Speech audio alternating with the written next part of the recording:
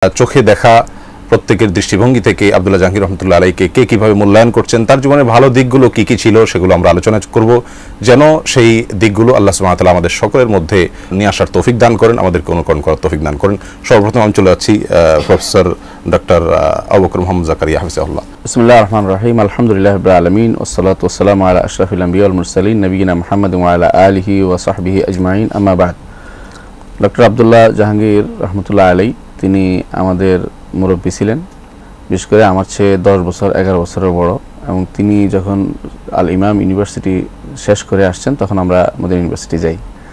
তো তার কাছে প্রথম যে আমরা আলোচনা শুনেছিলাম সেটা ছিল মদিনা ইউনিভার্সিটির একটি সহ সমস্ত ইসলামী আরব বিশ্বের ইউনিভার্সিটিগুলোর ছাত্রদের একটা সম্মেলন কেন্দ্র ছিল, সেখানে প্রথম তার সাথে আমার সাক্ষাৎ হয়।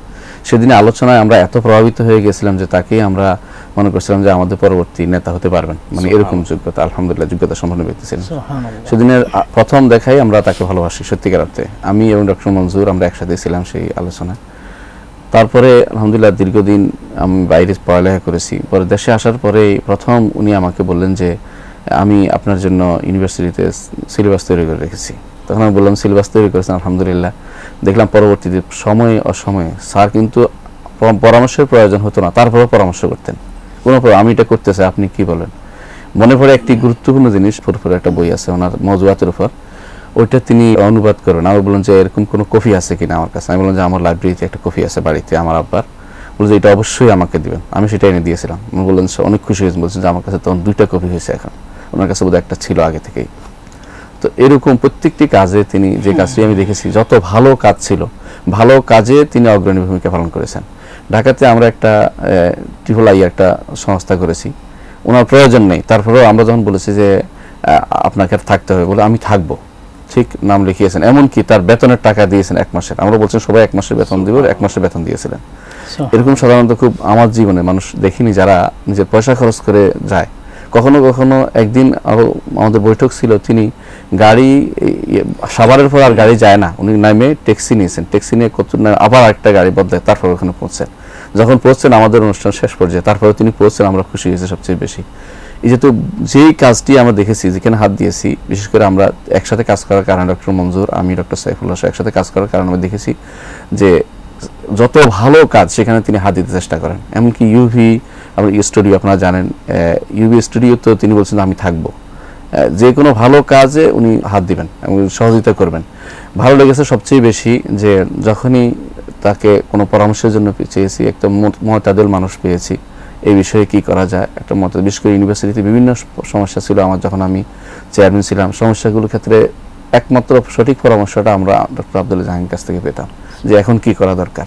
আর পরামর্শ দিত, সাথে সাথে ছাত্রদেরকেও তিনি বুঝাতে চেষ্টা করতেন। আমি বলতাম যে তোমরা ওনার সাথে পরামর্শ করো, ওরা বুঝাতেন ওনাকে। এই জিনিসগুলি থেকে আমরা যা শিখেছি যে রাসূলুল্লাহ সাল্লাল্লাহু আলাইহি ওয়াসাল্লামের সেই হাদিসটি, তিনি বলেছেন কুন মাফাতিহান লিল খায়র ওয়া মাগালিকাল লিশার, কল্যাণের চাবিকাঠি হও এবং অকল্যাণ বন্ধকারী হও।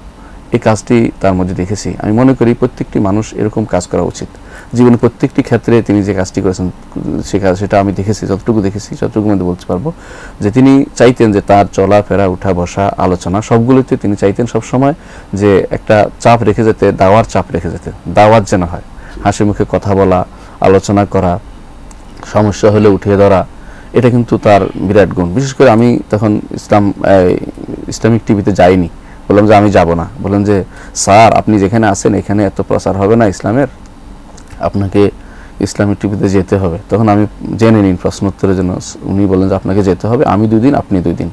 তো আমি যেহেতু জুমা পড়াতে হয়, আপনি জুমার দিনগুলো থাকবেন আর আমি ঠিক মাঝখানে যাব, সপ্তাহের মাঝখানে। এইভাবে তিনি ভাগ করে নিলেন। এবং আশ্চর্য জিনিস, আমরা যতদিন আলোচনা করেছি ওখানে একটা বড় জিনিস দেখেছি, কেউ বলতে পারেনি যে আমাদের একজনের আলোচনার সাথে আরেকজনের আলোচনার কোনো কন্ট্রাডিক্টরি হয়েছে, এমন কিছু হয়নি। দুজনের আলোচনার মধ্যে একটা চমৎকার একটা কম্বিনেশন ছিল। এটার থেকে আমরা অনেক কিছু শেখার ছিল। আমরা তখন দেখতাম, পরবর্তী আমি জিজ্ঞাসা করতাম অনেক সময় যে স্যার এই বিষয়টা কি আলোচনা করেছেন, বলে এইভাবে দেখছি আমাদের মধ্যে মিল হয়ে গেছে, আলহামদুলিল্লাহ। এইগুলি আমি আমার জীবনে যতটুকু পাওয়ান দিয়ে আমার দেখা শ্রেষ্ঠ ব্যক্তিত্বের মধ্যে একজন, যাকে আমরা কোদোয়া মনে করতে পারি, এবং কোনো রকমের আত্মপ্রশংসা বা প্রতিহিংসা এই জিনিসটা তার মধ্যে আমরা দেখিনি। সাধারণত আলেমদের মধ্যে এটা দেখা যায় যে তারা আরেকজনের প্রশংসা সহ্য করতে পারেন না, কিন্তু এই জিনিসটা তার মধ্যে কখনো দেখিনি। আর সফরের সঙ্গীতে আমরা ছিলাম, মক্কাতে একসাথে ছিলাম অনেকদিন। আর দুবাইতে আপনারা জানেন একসাথে ছিলাম একই রুমে, কখনো কখনো ওখানে গিয়ে মাস্ত করে সবার আগে স্যার নিজে কিছু করে দেখাবেন, অথচ তার উঠার প্রয়োজন নাই, উনি আগে করবেন, এটা নিয়ে আসবেন এটা নিয়ে আসবেন। একদিন আপনারা ছিলেন না, আমি ঢুকছি, স্যার বলছেন যে আর কেউ নেই, আমি চা বানাবো। আমি তখন চা বানানো যাবে না, বন্ধ করে রাখলাম, জোর করে ধরে রাখলাম, না চা খাবো না, উঠে গেলাম, চলে গেলাম, এরকম অবস্থা। মানে কিছু একটা করতে চান ওনাদের জীবনে, এতটুকু এরকম মানুষ, প্রত্যেকটি মানুষ আমাদের থেকে অনেক শিক্ষণীয় বিষয় আছে বলে আমি মনে করি। এটা আমার দেখা শ্রেষ্ঠ কাজের মধ্যে একটা, যে প্রত্যেকটি মানুষ হবে অনুকরণীয় ব্যক্তিত্ব, আরেকজন মানুষ তার থেকে শিখবে, জানবে যে এরকম হওয়া দরকার।